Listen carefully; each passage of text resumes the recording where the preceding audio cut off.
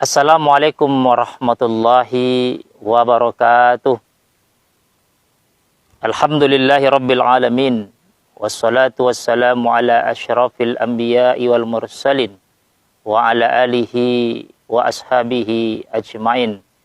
Asyhadu an la ilaha illallah wahdahu la syarikalah. Malikul haqqul mubin. Wa asyhadu anna Muhammadan abduhu wa rasuluh. Mab'usu rahmatan lil alamin. Faqala Allah Ta'ala fi kitabihil karim. Na'udzu billahi minasyaitonir rajim. Bismillahirrahmanirrahim. Lan tanalul birra hatta tunfiqu mimma tuhibbun. Wa ma tunfiqu min syai'in fa innallaha bihi alim. Shadaqallahul azim. Rabbi shrah li sadri wa yassir li amri.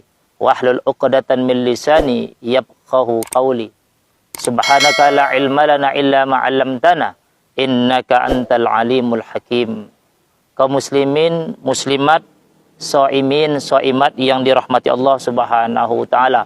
Bersyukur kita kepada Allah, mudah-mudahan Allah selalu memberikan kita nikmat sehat. Nikmat sehat yang Allah berikan kepada kita bisa kita manfaatkan untuk melaksanakan ibadah siam pada siang harinya dan qiyamul lail pada malam harinya. Besar harapan kita kepada Allah Subhanahu wa taala bahwa ibadah puasa yang kita lakukan pada siang hari dan qiyamul lail yang kita lakukan pada malam hari dapat mengantarkan kita kepada harapan dan cita-cita kita bersama bahwa ketika Ramadan berakhir Allah memberikan ampunan dosa kepada kita semua. Ketika Allah sudah memberikan ampunan dosa kepada kita semua, maka otomatis predikat takwa bisa kita dapatkan. Sebagaimana tujuan daripada ibadah puasa yang Allah jelaskan dalam Al-Quran adalah la'allakum tattaqun. Mudah-mudahan kita menjadi manusia yang bertakwa. Kaum muslimin, muslimat, para shaimin, shaimat yang dirahmati Allah Subhanahu wa taala, ayat yang kita bacakan di muqaddimah tadi adalah surat Ali Imran ayat 92. Yang tentunya ayat ini sering kita dengar, mungkin banyak di antara kita yang hafal. Namun untuk mengamalkan ayat ini barangkali belum tentu kita mengamalkan secara maksimal. Maka dari itu pada kesempatan hari ini saya ingin mengajak kita semua untuk memahami ayat ini lebih mendalam untuk diamalkan dalam hidup dan kehidupan ini. Kaum muslimin, muslimat yang dirahmati Allah Subhanahu wa taala, ketika ayat ini turun disampaikan oleh Rasulullah kepada para sahabat, maka para sahabat ingin mengamalkan ayat ini. Banyak di antara sahabat yang mengamalkan ayat ini. Namun karena waktu yang singkat, kita ambil sampel, ada dua sahabat yang mengamalkan ayat ini. Yang pertama sahabat Nabi yang bernama Abu Talha. Abu Talha ini kaum muslimin punya sebuah kebun yang luar biasa, yang sangat dia cintai, yang satu-satunya milik dia. Di mana kebun yang bernama Bayruha ini dekat dengan Masjid Nabawi. Dan Rasulullah pun pernah singgah di sana, karena memang di kebun itu ada air yang cukup bening dan Rasulullah pernah minum beberapa kali di kebun itu. Setelah Allah turunkan ayat ini, Abu Talha datang menghadap baginda Rasulullah. Ya Rasulullah, kebun yang saya punya, yang juga kamu ketahui, saya ingin kuasakan kepadamu ya Rasulullah untuk diberikan kepada siapa yang berhak untuk menerimanya. Melihat ketulusan Abu Talha untuk mengamalkan ayat yang kita baca tadi, senang hati Rasulullah. Tersenyum Rasulullah melihat bagaimana keimanan Abu Talha untuk mengamalkan ayat ini. Yang dalam riwayat diceritakan, yang pada akhirnya kebun itu diserahkan oleh Abu Talha kepada Zaid bin Sabit, saudara kandung dari baginda Rasulullah SAW. Itu sahabat pertama yang mengamalkan ayat tersebut. Sedangkan sahabat yang kedua namanya adalah Zaid bin Harisa. Zaid bin Harisa punya seekor kuda yang bernama Subul. Satu-satunya kuda yang disenangi, yang disayangi oleh Zaid bin Harisa. Untuk mengamalkan ayat ini juga dia datang kepada baginda Rasulullah. Ya Rasulullah, seperti yang kamu ketahui, saya memiliki seekor kuda yang bernama Subul. Dan itu sangat saya cintai. Dan itu satu-satunya milik saya ya Rasulullah. Dan saya ingin memberikan kepadamu untuk diberikan kepada yang berhak untuk menerimanya. Akhirnya, karena Rasul tahu bahwa Zaid bin Harisa sangat sayang dengan kuda tersebut, maka Rasulullah memberikan kuda tersebut kepada anaknya, Usama bin Zaid.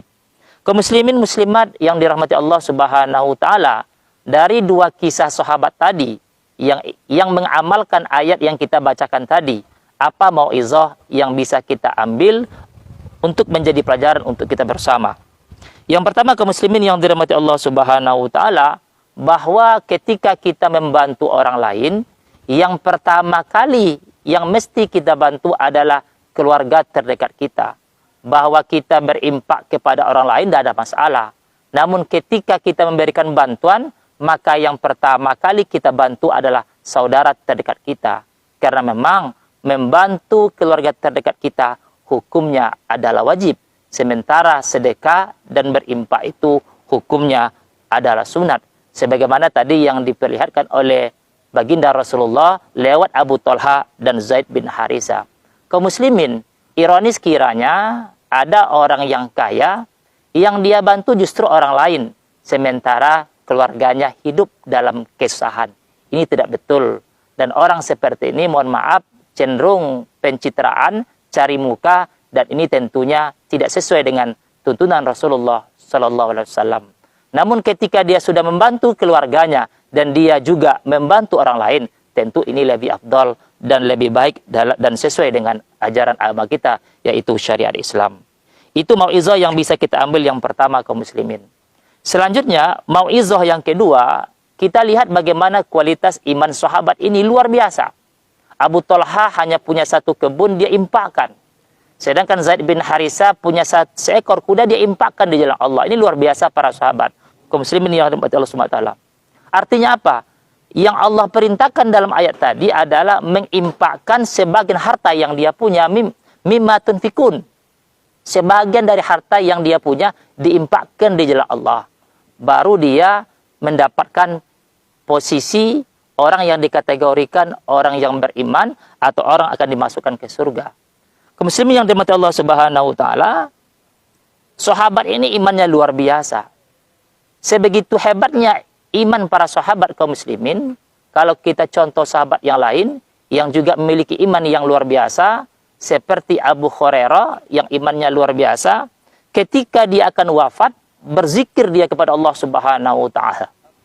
Berzikir dia secara terus-menerus dan menangis dia. Apa yang dia tangiskan? Dia berpikir bahwa amal ibadah yang dia lakukan tidak diterima oleh Allah Subhanahu wa taala. Allahu Akbar. Padahal dia sahabat Rasulullah dan Rasulullah pernah menggaransi dia untuk masuk ke surga. Namun di akhir kehidupannya justru dia takut kalau amal ibadahnya tidak diterima oleh Allah Subhanahu wa taala. Begitu Bapak Ibu imannya para sahabat. Ini yang perlu kita renungkan. Selanjutnya, bagaimana dengan diri kita kaum muslimin muslimat yang dirahmati Allah Subhanahu wa taala? Bagaimana nasib kita nanti ketika Allah panggil? Sementara kita bukan sahabat, kita bukan tabi'in, bukan imam mazhab, bukan pula perawi hadis. Ini yang mesti kita melakukan muhasabah diri, introspeksi diri. Kalau seandainya Allah panggil kita sekarang ini, apakah kita su'ul khotimah atau husnul khotimah? Ini yang perlu kita renungkan. Maka dari itu kaum muslimin, mumpung kita berada di bulan puasa ini, tidak salah kita berpikir dan berprinsip bahwa ini mungkin adalah puasa terakhir untuk kita.